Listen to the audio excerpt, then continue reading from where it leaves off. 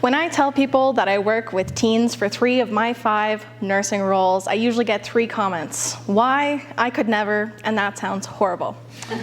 Listen, I get it. Teens are difficult at the best of times. It's confronting to work with people in arguably the most transformative times of their lives.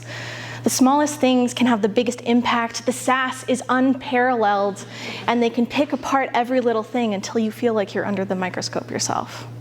It brings me back to my first day. I had finally gotten a nursing casual position at Unit 26, a locked adolescent psych unit at Foothills Hospital.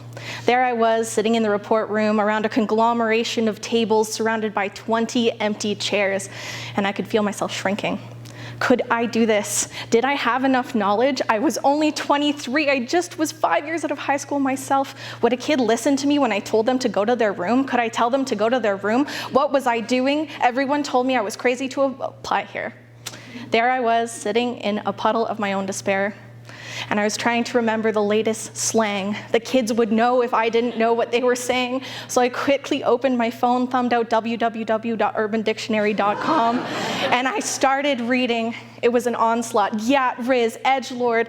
Oh my God, this never stops. Ohio skibbity? What's skibbity? Maxing, mogging, Chad, shut. Oh God, this never ends. And the door opened. In walked Michelle, a small, shoulder-height woman with blue, warm eyes and an air of calm. She smiled at me and asked if I was excited, and like the true RN that I am, I was ready to fake it till I made it, and I told her yes.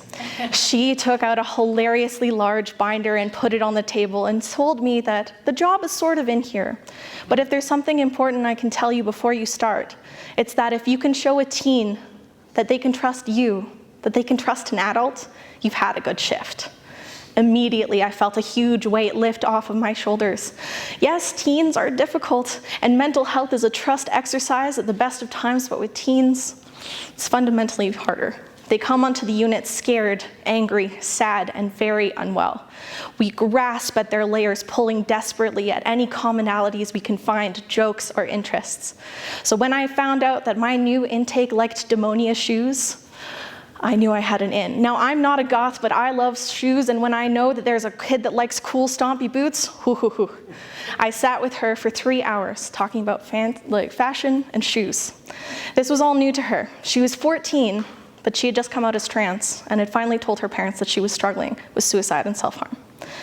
Over the next week, I watched her bloom. She told me stories, I told her stories, we planned outfits. She drew me a picture I still have on my fridge.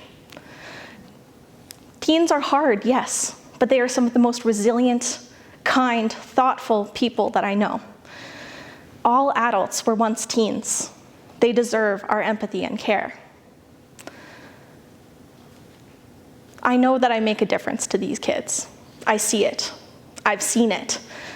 When kids jump off their bikes downtown and I get loud yells of "P-Chat nurse" at Stampede with hugs, to quick, furtive smiles and quiet whispered words of, "I quit meth." I know that I've made a difference.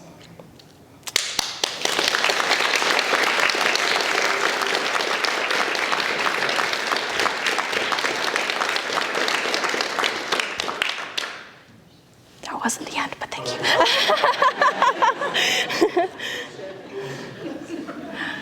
I teach a whole person in the future what they can expect from healthcare, and I carry them with me on the hard days, knowing that they are going to be adults one day too. Working with teens has taught me one major thing. We need to leave the door open for hope. That is the core of it all. Thank you.